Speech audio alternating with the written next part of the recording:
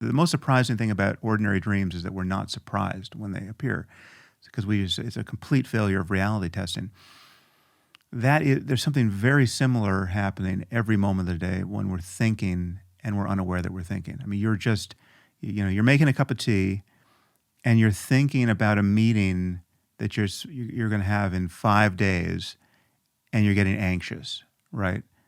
That is it's a miniature psychosis, right? It's completely crazy to be unaware of this process where you begin to imagine this future circumstance, which may in fact not even resemble the circumstance you're going to find yourself in 5 days, and it is and you're unaware of this process. I mean, the thought sneaks up on you just as a dream does, and you don't register any surprise that all of a sudden you're no longer aware of even making tea. You don't even feel your body in space. You barely see what your hands are doing, and you're elsewhere, talking to yourself about some and perhaps visualizing some circumstance, and it's disgorging this negative emotional state, which you're then now living the consequences of, and that your next thought very likely is going to be, oh my God, why am I this sort of person? How do I,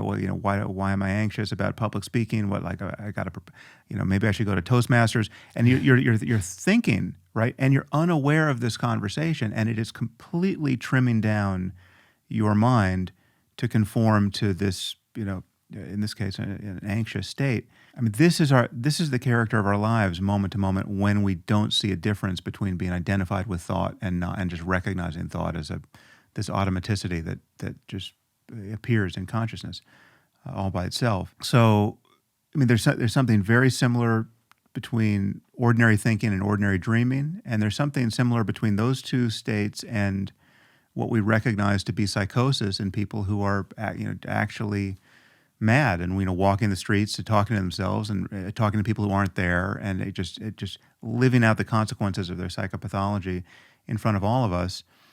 The crucial difference is that they're much more, their behavior is so unconstrained. The difference is, we're all talking to ourselves, but we know enough not to move our mouths, right, throughout the day. A psychotic, I mean, the bright line between normal psychopathology and psychosis for many of us is just the people who can't help but actually verbalize what they're thinking, and they may know it's inappropriate, or they may just be so caught they're completely unaware that anyone is listening to them.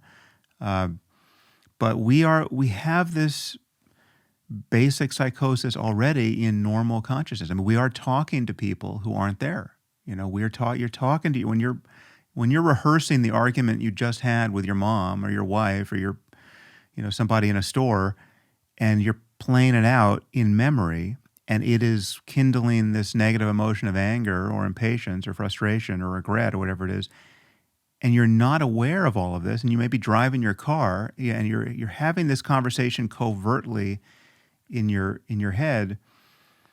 I mean, it's totally normal, but it's completely crazy. It's just, it is, it's 9/10 of what a psychotic has, and yet it's normal. So meditation, for lack of a better word, is the remedy for that, and breaking that spell. I mean, it's not an accident that waking up is the ancient metaphor for just what the process is of breaking that spell and no longer being identified with thought.